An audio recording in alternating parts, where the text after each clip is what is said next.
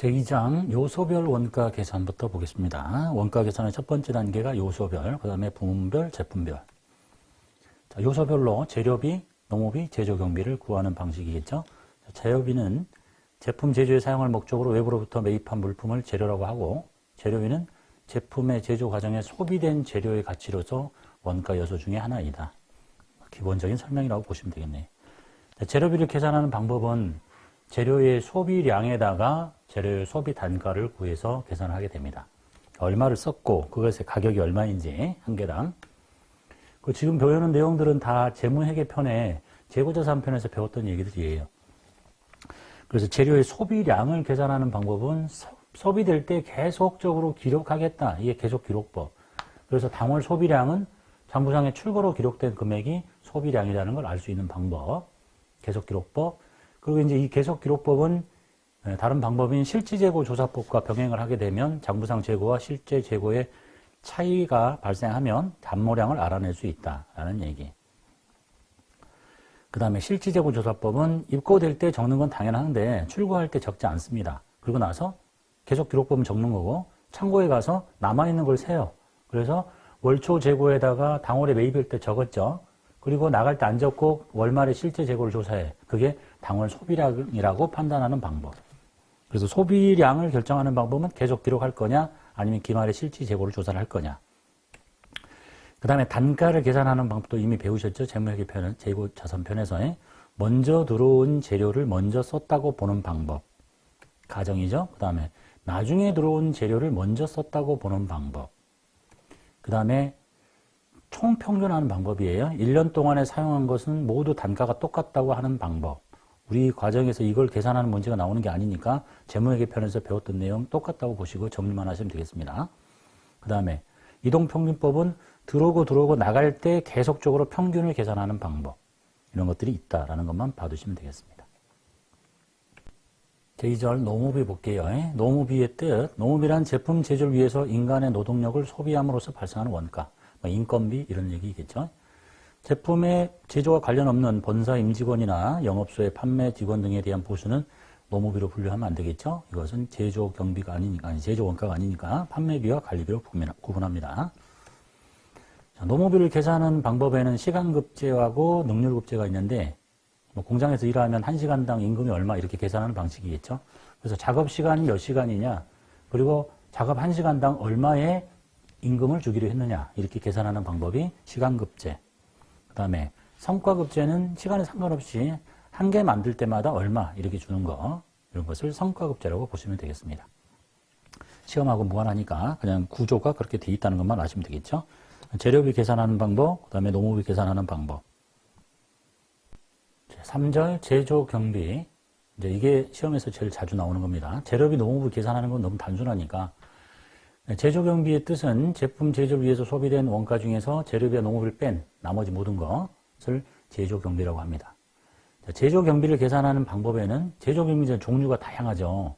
전기세도 있고 사무실에 임차료도 있고 보험료도 있고 이런 것들. 그래서 그 형태를 보면 월할 제조경비, 측정 제조경비, 지급 제조경비, 발생 제조경비로 구분하고 그것을 집계하는 방식이 서로 다릅니다. 자, 그 중에 첫 번째가 월할 제조경비. 이 월할 제조경비는 1년분 또는 일정 기간분을 한꺼번에 지급해요. 예를 들면 보험료 1년치 공장의 보험료를 1년치를 120만 원 줬다. 근데 원가 계산 기간이 1년이면 그냥 120인데 원가 계산은 보통 한 달로 하니까 그럼 나누기 12분의 1을 하면 되는 거지. 그러면 한 달치를 계산하는 방법. 이런 것을 시험에 문제 내겠습니까? 월세, 아니, 보험료가 120만 원이 들었는데 1년치다. 월할 제조경비, 한 달치의 제조경비가 얼마냐. 그러면 이걸 모를 사람 아무도 없잖아. 출제되지 않는다. 이렇게 보시면 되겠네요. 그 다음에 측정 제조경비. 계량기에 의해서 소비액을 측정하는 제조경비. 예를 들면 전기 사용료, 가스. 전기의 사용량이 얼마고 단위당 전기료가 얼마다. 이걸 계산하는 걸 못할 사람 없기 때문에 출제되지 않는다라고 보시면 되겠고. 그 다음에 이제 집중적으로 나오는 게 지급 제조경비입니다. 지급 제조경비는 매월의 소비액을 그 달에 지급하는 제조경비를 말하는데 때로는 전달 거를 전달에 먼저 줬을 수도 있고 당월 거를 못 줄 수도 있고 이렇게 복잡한 상황이 생기면 우리가 알고 싶은 것은 당월의 소비액을 알고 싶은 거예요. 돈 준 것이 소비된 만큼 딱 맞춰서 줬으면 돈 준 거지. 그것이 지급액이지. 근데 그렇지 않은 상황이 생기니까 이제 이런 복잡한 틀이 구조가 있다는 얘기입니다. 그래서 시험 문제에서 월할, 측정 나오지 않죠. 너무나 단순하니까. 지급, 제조 경비는 집중적으로 출제가 되고 있습니다. 그래서 이것을 좀 이제 외워야 될 텐데, 이런 거예요. 일단 제일 먼저 보통 물어보는 거는 소비액을 물어봐요. 이번 달에 소비액, 제조 경비 소비액이 얼마냐. 그럼 제일 먼저 뭘 찾냐면 돈 준 게 얼마인지를 찾아야 돼. 이게 없으면 돈 준 게 올해 소비액이지. 근데 당월 선급액을 빼고 전월 미지급액을 빼고 전월 선급액을 더하고 당월 미지급액을 더하래요. 이거를 시험장에서 머리를 써서 계산하려면 복잡하니까 일단 제가 왜 두 개를 빼고 두 개를 더했는지는 설명을 할 겁니다. 그리고 나서 시험 볼 때는 외우면 돼요. 당선 있죠? 당선이 보이면 빼. 전미가 보이면 빼. 그래서 당선, 전미만 외우시면 돼요. 이걸 머리 써서 계산하지 말고 지급액 찾고 당선, 전미가 보이면 빼고 나머지 그냥 다 더하시면 돼요. 근데 왜 두 개를 빼고 더한지만 이해만 하시면 되겠죠? 자, 이제 보세요. 우리가 여기가 지금 이게 당월인데 요 달에 소비액을 구하고 싶어요. 네? 순수하게 요 달에 소비된 거. 그런데 이제 요 달에 지급한 게 있잖아요. 요 달에 지급액이 있는데 요 달 소비액을 모두 지불했으면 아무 상관없겠는데 당월 선급액을 빼라는 얘기는 이달 지급액 속에 당월이죠. 미리 준 돈이 있다는 거야. 언제 거를? 다음 달 거를. 그러니까 이번 달 게 아니라는 얘기야. 그래서 당월 선급액이 있으면 올해 게 이번 달 게 아니니까 빼라. 그 다음에 전월 미지급액이 있어요. 전달에 못 준 게 있어. 어디에? 올해 지급액 속에 이번 달 지급액 속에 전달 거 못 준 걸 지금 준 거야. 그러니까 이번 거 아니지. 이쪽에 달 것이 돼야 된다는 뜻이야.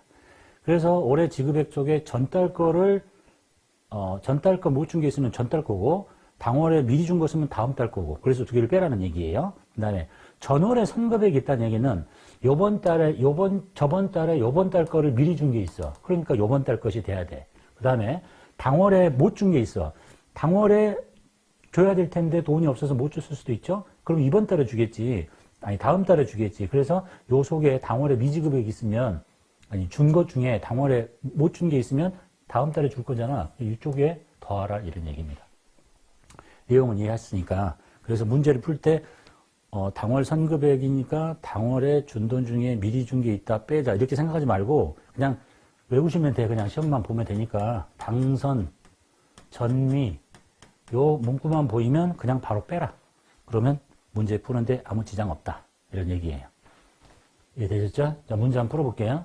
이제 가장 많이 나오면 요 틀이 나올 텐데 제일 먼저 뭘 구하라 그러냐면 2월 말 경비를 구하시는데 2월에 경비 소비액을 구하시래요. 소비액이야.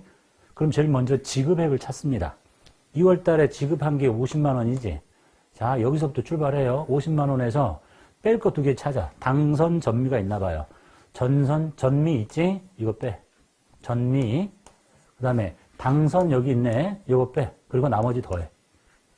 이렇게 풀이하시면 돼요. 이게 대단히 이론적으로 중요한 것도 아니니까. 지급액에서 간혹 여기가 지금 지급액이잖아요. 문제를 꽈서 소비액을 알려주고 지급액을 물어보고 이게 거꾸로 낼 수도 있어요. 그럼 이제 이건 산수니까 요거 빼고 나머지 당선 전미 빼고 나머지 더하면 되지. 이런 구조로 출제가 되고 있더라는 얘기입니다. 자, 그 다음에 발생 제조 경비 보겠습니다. 발생 제조 경비라는 게는 재료 감모 손실 등과 같이 현금의 지출이 없이 발생하는 제조 경비. 그러니까 재고 자산이 도난을 당했다거나 증발을 했다거나 이런 것들은 장부상 재고와 실제 재고의 차이겠죠. 그래서 이렇게 정상적으로 발생한 재고자산 감모 손실이 있다면 그냥 제조 원가에 더하면 되고 비정상적으로 재고자산 감모 손실이 생겼다면 그냥 영업의 비용으로 처리하시면 되겠습니다. 그래서 제조경비는 월할 제조경비, 측정 제조경비, 지급 제조경비, 발생 제조경비가 있고 그 중에서 지급 제조경비가 시험에 가장 많이 출제가 된다라고 보시면 되겠네요. 제4절 제조간접비의 배부 보겠습니다. 제조간접비는 둘 종류 이상의 제품을 제조하기 위해서 공통적으로 발생하는 원가를 제조간접비라고 합니다. 제조간접비는 각 제품별로 추적해서 부과할 수가 없기 때문에 일정한 배부 기준에 따라서 배부라는 말, 제품에 인위적으로 할당해 주는 거 따라서 제조 간접비를 여러 제품에 배부하게 됩니다. 크게 보면 이제 제조 간접비를 배부해 줘야 될 텐데 제품에 실제 배부법이 있고 실제 발생액에 또는 예정 배부법이 있습니다. 실제 발생한 금액을 나눠주는데 가액법이라는 게 있고 시간법이라는 게 있습니다. 그러니까 시간 기준으로 또는 금액 기준으로 나눠주겠다. 가액법에는 직접 재료비법, 직접 재료비를 많이 쓴 제품에게 많이 나눠주겠다. 직접 노무비법은 직접 노무비가 많이 발생한 애한테 많이 나눠주겠다. 직접 원가법은 직접 원가 요 두 개를 합친 게 많은 애한테 많이 나눠주겠다라는 방법이고, 그 다음에 시간법은 재료비, 노무비 상관없이 노동시간이 많은 애한테 많이 나눠주겠다. 기계 작업 시간이 많이 소요된 제품한테 많이 나눠주겠다는 방법이에요. 이제 실제 발생한 금액을. 근데 이제 예정 배부법은 제조간접비가 1년 동안에 발생한 걸 예상을 해서 그 금액을 나눠주는데 방식은 이하고 똑같아요. 누구를 기준으로 나눠줄 거냐라는 얘기입니다. 첫 번째 실제 배부법 보겠습니다. 실제 배부법이란 원가 계산 기말에 실제로 발생한 제조간접비를 각 제품에 배부하는 방법을 말합니다. 그 중에 가액법과 시간법이 있었다고 했었죠. 첫 번째가 가액법 볼게요. 구조는 복잡한데 계산은 굉장히 단순해요. 초등학생도 알 수 있을 정도예요. 자, 직접 재료비법 볼게요. 직접 재료비법이란 총 제조 간접비를 배부할 때, 즉 분모는 항상 원가 계산 기간 동안에 발생한 제조 간접비 총액입니다. 실제죠, 실제. 네, 요거를 뭘로 나눠줄 거냐? 동기간에 직접 재료비 총액으로 나누겠다. 그러니까 제품 A, B, C, D가 있으면 그것들의 직접 재료비 모두 다를 분모로 놓으면 이렇게 나오면 이게 뭐가 되겠어요? 직접 재료비 1원당 제조 간접비 배부율이 나오는 거야. 그래서 A 제품의 직접 재료비가 얼마인지를 찾아서 이게 만약에 A 제품 거기다 이걸 곱해요. 그게 직접 재료비법인 거야. 별로 어려운 거 아니죠? 그 다음에 구조 똑같습니다. 직접 노무비법, 총 제조 간접비, 분모는 제조 간접비 총액이야. 근데 분자는 분모를 뭘로 할 거냐? 동기간에 직접 노무비 총액으로 나누겠다.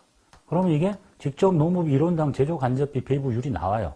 거기다가 그 제품에 직접 노무비를 바로 곱해주면 돼. 이게 직접 노무비법이에요. 어렵지 않죠? 그 다음에 직접 원가법. 분자는 제조 간접비 실제 발생한 총액, 그 분모를 직접 재료비로 놓느냐, 직접 노무비로 놓느냐, 아니다. 두 개 다 합친 직접 원가로 놓겠다. 이게 직접 원가법입니다. 그러면 이제 이게 직접 원가 1원당 제조 간접비 발생액, 실제 발생액이 생기는 거예요.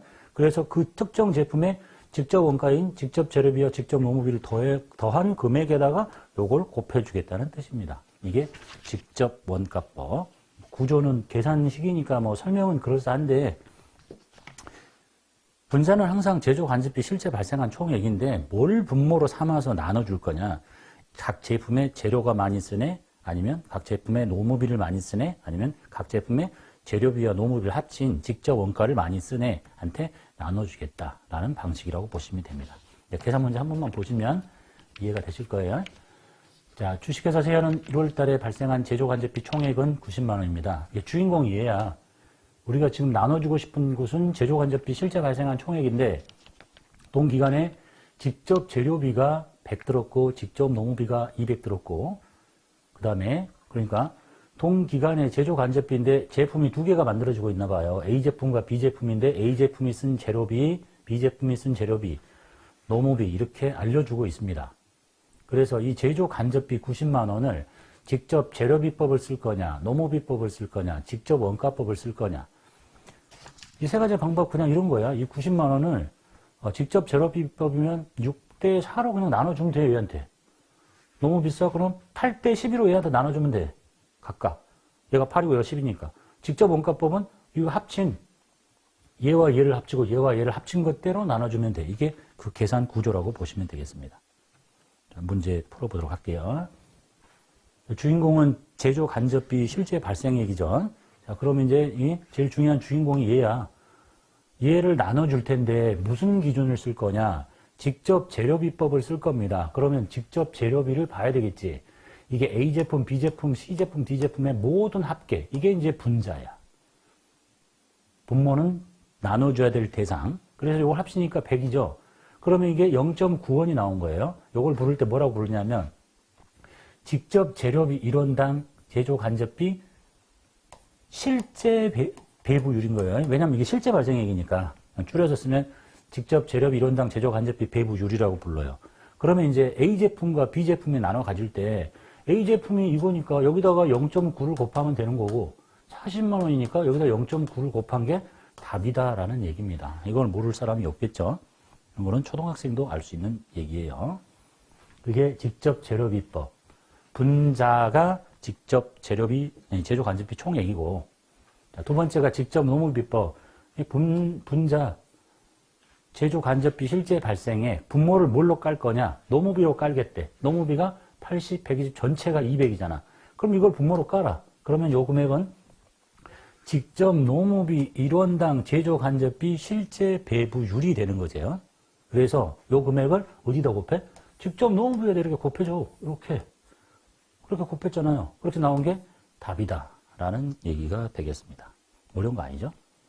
그러니까 이해만 하시면 그냥 초등학생도 알 수 있는 산수예요. 자, 그 다음에 이제 직접 원가법. 분자는 제조 간접비 실제 발생액 총액, 분모를 뭘로 할 거냐? 직접 원가를 쓰고 싶대. 그러면 직접 재료비와 직접 노무비를 더한 요 금액의 합계 결국은 300만 원이잖아요. 300을 분모로 깔아. 그러면 0.3원인데 이거는 직접 원가 1원당 제조 간접비 실제 배부율이 되는 거예요.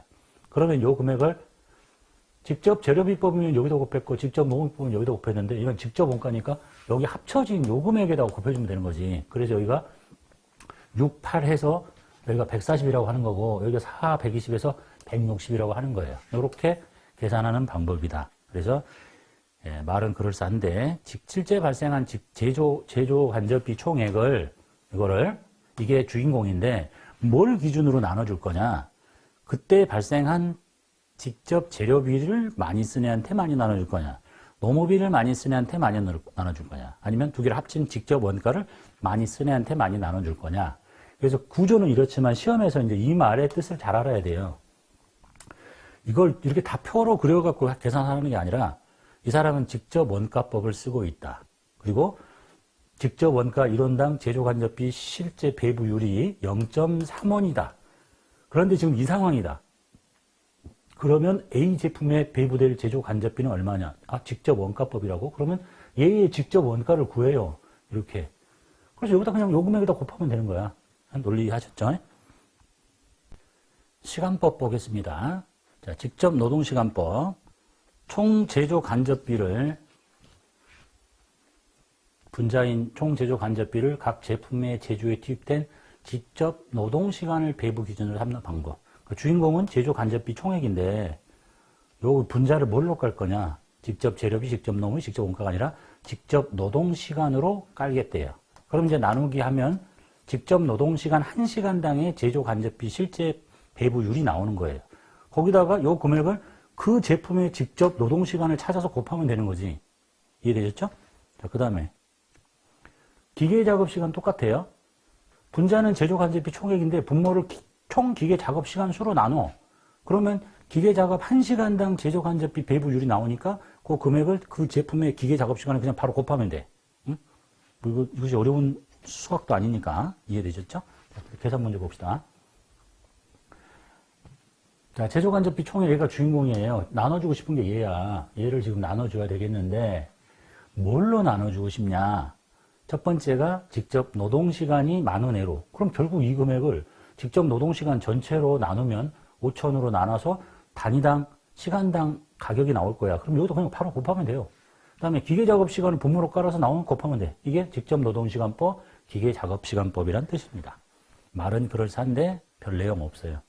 자, 그래서 첫 번째 직접 노동시간법 볼게요. 배부 기준의 주인공은 이거죠. 제조간접비 총액이야. 원가 계산 기간 동안에 발생한 실제인데 직접 노동시간법을 쓰고 싶대. 그런데 제품은 딱 두 가지고 전체가 5,000시간이야. 그러면 분모를 5,000으로 깔아요. 그러면 1시간당 직접 노동시간 1시간당 제조간접비 배부율이 180이니까 여기다가 이렇게 곱해주면 되지. 그게 답인 거야. 이해됐죠? 자, 그 다음에 두 번째로 얘는 기계 작업 시간을 쓰고 싶대. 그럼 주인공은 제조간접비 총액이죠. 기계 작업 시간에 전체 합계를 더해. 맞더니 10,000시간이야. 이게 지금 두 가지니까 그렇지. 이게 A도 있고 B도 있고 C도 있고 D도 있으면 이것에 전부 합계인 거예요. 그리고 나온 이거에다가 A를 알고 싶다. 그럼 그것에 기계 작업 시간을 곱하면 되는 거지. 그래서 여기다 6,000에 90, 4,000에 36 이렇게 계산하는 방법이다. 라는 얘기입니다. 이해하셨죠? 실제 배부법의 문제점을 좀 살펴봅시다. 즉 방금 봤던 제조간접비 실제 발생액을 나눠주는 방법 배우셨잖아요. 근데 이 실제 배부법을 썼을 때의 문제점이 있더래요. 그래서 예정배부법을 사용한다라는 얘기니까 취지만 이해하시면 돼요. 자, 제조간접비의 실제 발생 총액은 월 말에 집계가 되므로 제조간접비 실제 발생액을 이용해서 제조간접비를 배부하게 되면 월 말이 지나야 원가 계산을 할 수 있다. 그러니까 예를 들면 한 달간의 원가 계산 기간 동안에 제품 A를 만들고 B도 만드는데 재료는 그냥 투입되고 있어요. 노무비 다 투입되고 있어요. 다 만들어져서 하나는 아직 안 만들어졌어. 근데 만들어졌는데 제조간접비를 더 해야 되는데 제조간접비는 보통 뭐 월할 측정 지급 제조 이렇게 썼죠. 월할 측정 지급 발생. 근데 월할 같은 경우는 뭐 12분의 1을 해서 하면 되고 근데 측정 같은 거는 그 한 달이 지나야 되잖아. 하나는 덜 만들어졌으니까. 그래서 원가 계산 시점이 지연이 된다는 거야. 만들어진 애가 계산이 안 돼. 덜 만들어진 애가 있어버리면. 이해하셨죠?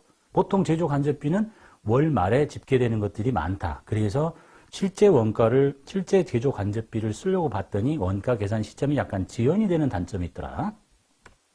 자, 그 다음에 두 번째 단점. 이게 더 중요한 단점인데 제조간접비는 조업도에 상관없이 일정하게 발생하는 고정비가 많아요. 뭐 임차료, 보험료. 그래서 생산량의 크기가 상관없이 똑같으면 상관없는데 이게 계절적인 산업이라서 여름에는 왕창 많이 만들고 겨울에는 안 만들고 이렇게 하면 제품의 단가가 틀려져. 예를 들면 이런 거예요. 아이스크림 회사라고 봅시다. 아이스크림 회사 같으면 아이스크림 1년 내내 똑같이 다 만들지는 않잖아. 여기서부터 여기가 1월이고 12월 달이면 뭐 1, 2월은 추우니까 조금 만들다가 여름 되면 이제 왕창 이렇게 만들잖아요. 그리고 조금 이렇게 유지하는 정도 이렇게 생산량에 변화가 생긴다는 얘기야. 그럼 보세요. 아이스크림 하나 이제 가장 간단한 예를 들어볼게요. 아이스크림 하나에 재료비가 있을 거고 재료비 100원. 자, 하나 만드는데 노무비가 뭐 하나당의 노무비가 변하지는 않을 거니까 많이 만들면 인건비 많이 줘야 되니까. 그런데 이제 제조 경비가 있는데 이 제조 경비가 딱 하나의 월세라고 봅시다. 월세가 사무실의 월세가 100만 원이야. 이렇게요. 그럼 제품을 아이스크림 딱 하나만 만들면 재료비 100원에 노무비 100원에 제조 경비인 월세가 100에서 아이스크림 하나의 가격은 100만 200원짜리가 되는 거예요. 엄청 비싼 아이스크림이 되는 거죠. 월세를 100만 원씩 내면서 한 달에 아이스크림 하나 만들지는 않을 거 아니야. 그죠? 그래서 이 100만 원짜리를 예를 들어서 한 1000개 만들어 봅시다. 1000개. 그러면 이 아이스크림의 단가는 얼마가 되겠어요? 200원. 이 재료 많이 만든다고 해서 재료비가 많이 들어가는 거 아니야. 똑같이 들어가니까.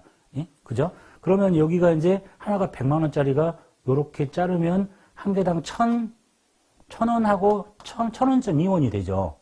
맞죠? 단가가. 그런데 이거를 10만 개 만들어봐. 10만 개를 만들면 얘가 하나당 10원이 돼. 10원. 즉 결국은 뭐냐면 우리 그래프 보셨잖아요. 자, 월세가 100만 원이에요. 고정비는 움직이지 않으니까 계속 월세는 100만 원이 들어와. 그런데 조업도가 계속 증가하면 단위당 원가가 이렇게 팍 줄어드는 거야. 그잖아요. 그래서 생산량이 작을 때는 아이스크림 하나 만들면 아이스크림 하나의 가격이 100만 200원이 됐다가 여기처럼 10만이라고 했지? 10만 개를 만들면 아이스크림 하나의 가격이 10원이 돼버리는 거야. 그럼 이상해지잖아, 이게. 그래서, 실제 제조간접비, 실제 배부율을 쓰면 원가 계산이 지연되는 단점도 있지만 더 중요한 거는 생산량의 차이가 생기면 그 제조 간접비가 조업도에 따라서 단위당 원가가 이렇게 줄어들기 때문에 많이 만들면 싸지고 적게 만들면 비싸지는 문제점이 생기더라. 그래서 뭘 하자. 이 실제 배부법의 문제점 때문에 1년간 생길 제조 간접비가 얼마인지 예상을 하자. 그래서 1년간 만들 수 있을 거라고 생각되는 어떤 분모가 있죠. 우리가 그게 배부 기준에 분모가 직접 재료비법이면 1년 동안에 쓸 직접 재료비가 얼마인지를 분모로 깔자. 아니고 노무비법을 쓰면 1년 동안에 생길 직접 노무비가 얼마인지를 분모로 깔아서 그때 나온 애가 직접 재료비 1년간 제조 간접비 예정 배부율이라고 부른 거고, 노무비로 깔았으면 직접 노무비 1년간 발생할 1원당 제조 간접비 예정 배부율이라고 부르는 거예요.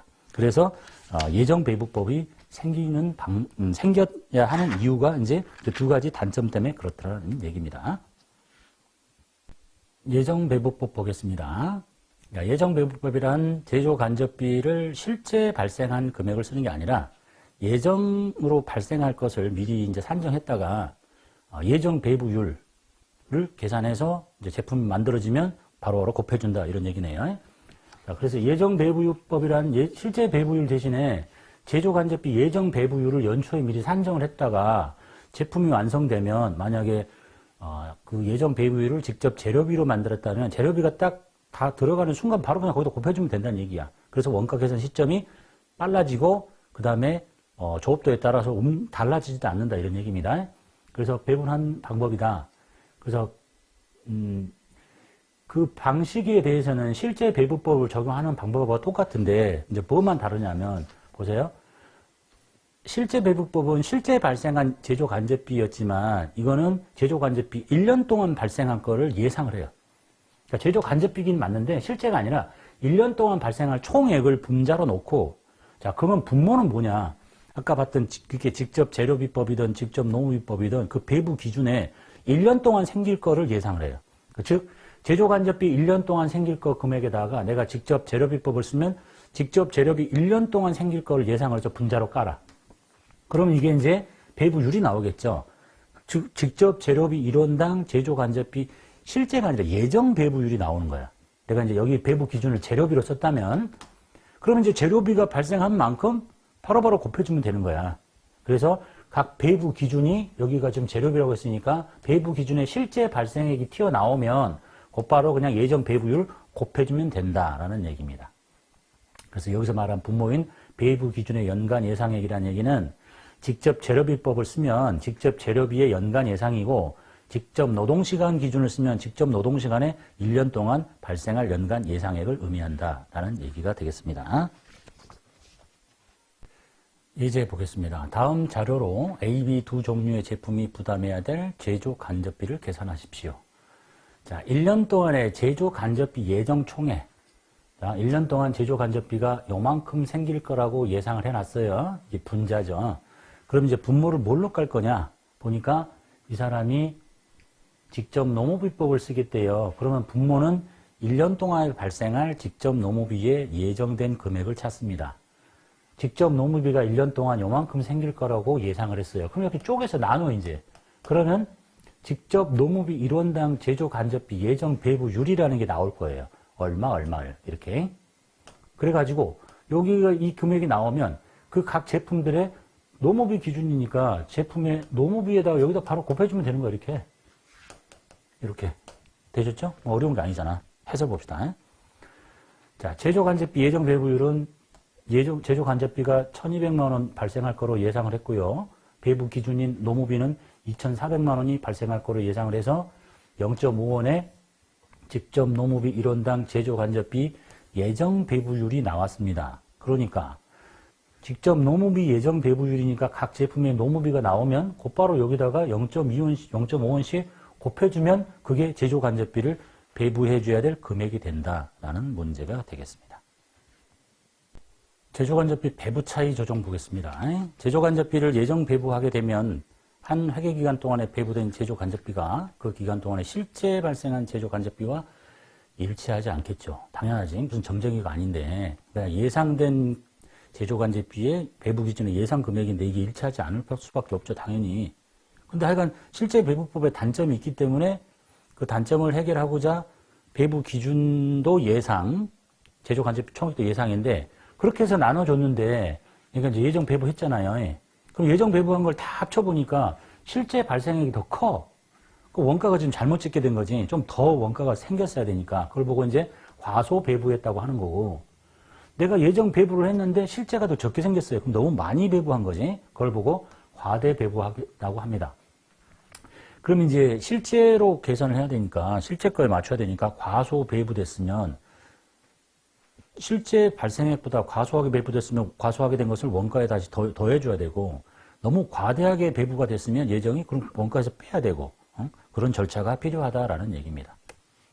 자, 그래서 외부 보고 목적의 재무회계에서는 실제 원가를 적용한 제품 원가를 계산할 것을 요구하고 있으니까 제조 간접비를 예정 배부한 경우에는 예정 배부액과 실제 발생액과의 차액인 제조 간접비 배부 차이라는 계정을 만들어서 조정을 하게 됩니다. 우리가 그런 분계가 필요 없으니까 알 필요 없고. 자, 그 다음에 제조 간접비 배부 차이가 발생하면 그 배부 차이를 누구한테 부담을 시킬 거냐에 따라서 뭐 제조 간접비 배부 차이 계정을 설정했다가 라는 건 필요 없고 그러니까 누가 부담할 거냐 하는 방법에 따라서 비례배분법, 매출원가 조정법, 영업의 손익법이라는 게 있다라는 정도만 봐두시면 돼요. 무슨 배부 간접 배부 차이 이런 계정 그려서 이렇게 할 필요 없고. 자, 그래서 첫 번째가 비례배분법인데 이제 배부 차이가 발생했으니까 많이 배부했으면 빼줘야 되고 적게 배부했으면 넣어줘야 되잖아. 그래서 제조간접비 배부 차이를 만들다가 만 제공품, 다 만들어진 제품, 만들어져서 팔려나간 것, 예? 만들다가 말고 있고 다 만들어져서 안 팔린 거, 만들어서 팔려나가버린 거, 예? 상대적인 비율에 비례해서 배분하는 방법이 비례배분법이라는 얘기예요. 저것이 비례배분법. 이 방법은 제조간접비 배부 차이가 금액적으로 크고 중요할 때는 제공품, 제품, 팔려나간 물건의 원가 이렇게 상대적인 크기로 중요하니까 배분을 하자라는 방법이고 그 다음에 매출원가 조정법은 그냥 매출원가를 늘리거나 줄이자 이런 얘기예요. 그래서 만약에 예정 배부가 작다 그러니까 실제가 많이 생겼으니까 매출원가를 늘려주고 어디에서? 매출원가에서만 하자는 얘기야. 요 세 개 다 안 하고 요거에서만 조정하자. 이유는 금액이 작을 경우에. 그 다음에 이 방법은 제조간접비 배부 차이가 작고 중요하지 않을 경우에. 그 다음에 배부액이 만약에 과대하게 배부됐다. 너무 많이 배부해서 그러면 매출원가를 차감시켜주고. 이거는 금액이 크고 중요할 때는 각각 다 비례해서 제공품, 제품, 매출원가 비례해서 나눠주고 별로 금액이 크고 중요하지 않다. 그럼 매출원가에서 더하거나 빼고. 그 다음에 영업의 손익법은 그냥 영업의 손익으로 처리하자. 이 과소 배부액은 영업의 비용으로. 작게 배부했죠? 그냥 영업의 비용으로 처리하자. 그 다음에 너무 많이 배부했다? 그러면 영업의 수익으로 처리하는 방법. 이 제조간접 배부 차이가 비정상적인 사건으로 발생했을 때라고 보시면 되겠네요. 그래서 제조간접비 배부 차이를 조정하는 방법 중에 뭐가 있느냐를 물어볼 때 제공품, 제품, 매출원가의 상대적 비율로 배분하자. 이게 비례배분법. 매출원가에서 그냥 더거나 빼자. 매출원가 조정법. 그냥 영업의 손익으로 처리하자. 영업의 손익법라고 있다는 것만 봐두시면 되겠습니다.